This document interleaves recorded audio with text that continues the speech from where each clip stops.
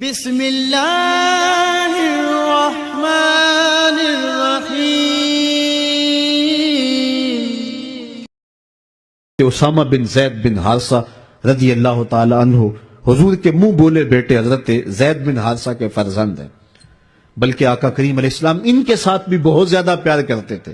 ایک دن حضرت اسامہ کی ناک بہ رہی ہے تو حضور علیہ السلام جو ہے ناک صاف کرنے کے لیے ہاتھ آگے بڑھایا۔ حضرت عائشہ رضی اللہ تعالی عنہ نے کہا کہ حضور میں ناک صاف کر دیتی ہوں، تو حضور نے فرمایا عائشہ اسامہ سے میں بھی پیار کرتا ہوں، تو بھی اس سے پیار کیا کر۔ غلام زادوں کے ساتھ محبت کا یہ لہجہ اور الفت کا یہ انداز آپ کو کہیں نہیں ملے گا۔ فتح مکہ کے دن حضور علیہ السلام کا جو ردیف تھا، حضور کی سواری کے اوپر حضور کے ساتھ جو سوار تھا وہ ایک بچہ تھا۔ تاریخ سے پوچھی حضور کا نواسا تھا، جواب نفی میں ملے گا۔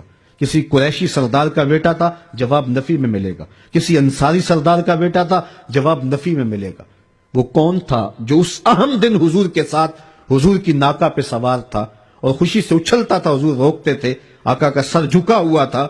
تاریخ کا جواب یہ ہے کہ وہ حضور کے منہ بولے بیٹے حضرت زید بن حارثہ کا بیٹا اسامہ بن زید تھا۔ دنیا کو بتایا کہ محمد عربی گروہوں کو اٹھانے آئے ہیں اور غلاموں کو عزت دینے آئے ہیں۔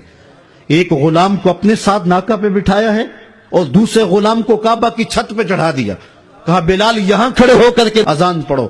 محبتوں کا یہ انداز آپ کو کہیں نہیں ملے گا۔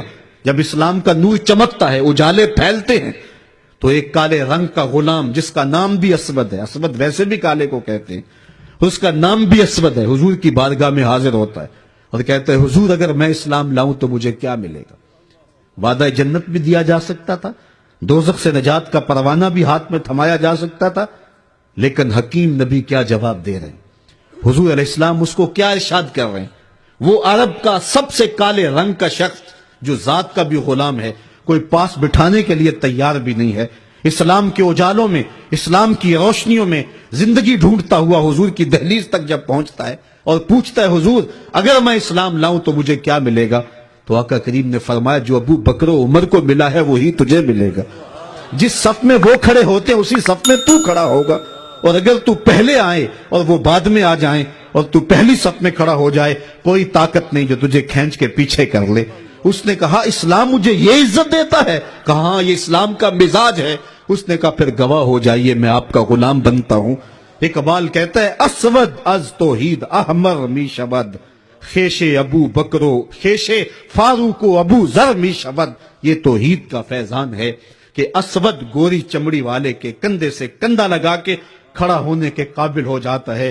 یہ اسلام کا دیا ہوا دین ہے کہ حضرت بلال حبشی جب شام سے واپس آتے ہیں تو حضرت امیر المومنین 23 لاکھ مربع میل کے حکمران حضرت عمر مسجد نبوی سے باہر نکل کر کے استقبال کرتے ہیں، کالے رنگ کے ہاتھ کو چوم کے آنکھوں سے لگا کے بولتے ہیں یا بلال انت سیدنا، بلال لوگ تجھے غلام کہیں، میرا تو آقا لگتا ہے نا۔ یہ وہ فیضان تھا کہ حضور علیہ السلام نے گرے ہوئوں کو اٹھا کر کے اوج ثریا کی بلندیوں تک پہنچایا۔ یہاں مجھے عارف عبد المتین یاد آئے، حد کرتی، وہ کہتے ہیں اور جتنے بھی سہارے ہیں سبق کرتے ہیں، عزت نفس بڑھاتا ہے سہارا تیرا۔